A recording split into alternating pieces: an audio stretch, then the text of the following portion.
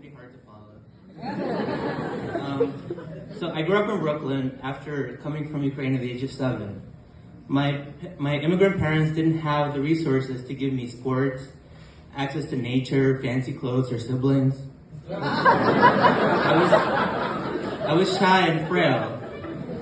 I liked to watch TV, stay out of trouble, and look snugly in my head. I didn't develop the masculine virtues of courage, discipline, leadership, perseverance, endurance, and grit. So I never expected to be friends with somebody like Nick. He was from the frontiers of Canada. He was also had Ukrainian roots, but he was a Gentile. He grew up with nature and every kind of sport, from baseball to golf to ice skating. He once unironically told me that his dad was into birding. What does that even mean? It means their dads had zero overlap. He once handed me something, and his fingers were like the size of tree stumps.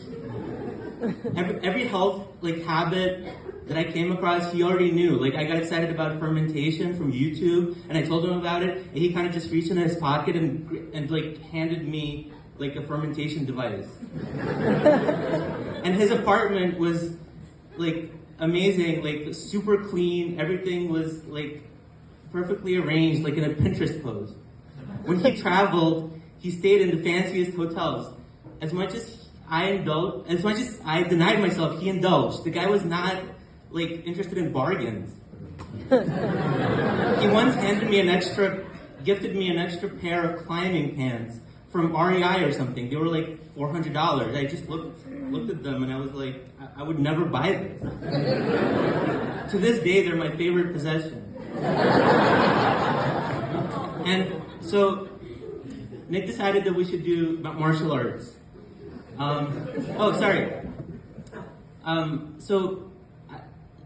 wanted to say that I felt like we had some kind of camaraderie, like you hear about in personal development podcasts. He took an interest in me. He pushed me out of my comfort zone. It was like having my own personal Joe Rogan. And that's how the Brazilian Jiu-Jitsu came about. So he went and became a brown belt in record time. And I was terrible at it. I was horrified in every class. I thought I was going to break my back. The thing was that jiu-jitsu is supposed to be about technique over strength. But it turned out if you don't have strength, you're supposed to have speed, which I did not have. So I didn't get a brown belt, I didn't get anything. All I ever got was 2 stripes on my white belt for attendance.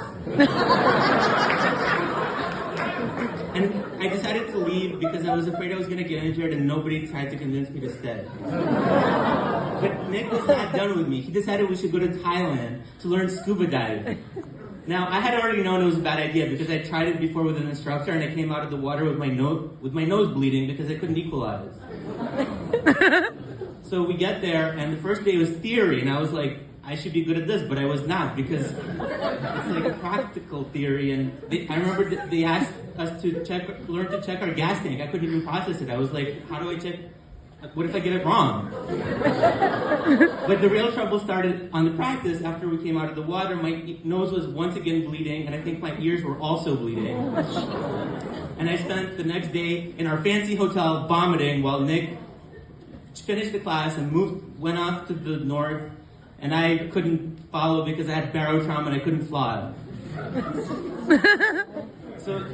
But Nick wasn't done with me. The next thing was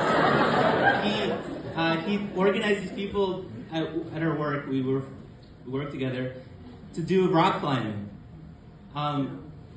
He used his leadership skills to find all these random people at work. I would never do that. So week after week, I was 30 feet in the air doing some kind of puzzle that Nick was encouraging me, and I was twisted up in the air.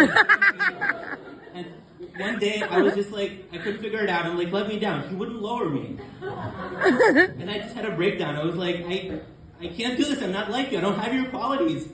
Like, so I just let go of the wall. I was like, but I didn't just let go. I like kicked off the wall, went flying away, flying back into the wall. And how I made it to the doctor for my sprained foot, I have no idea.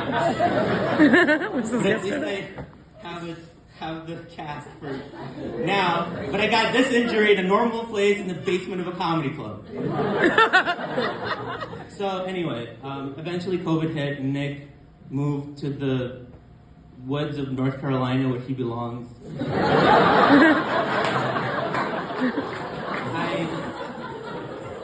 I realized I didn't have anyone to push me like into injury and trauma. And you know what? I realized I might not be as good. I might never be as good at sports, fitness, health, real estate, decoration, or indulgence or shopping or leadership as Nick. Presumably, he's probably better in bed as well. But you know what? I can do something that at least I can do something I haven't seen him do, which is get on stage and tell a story.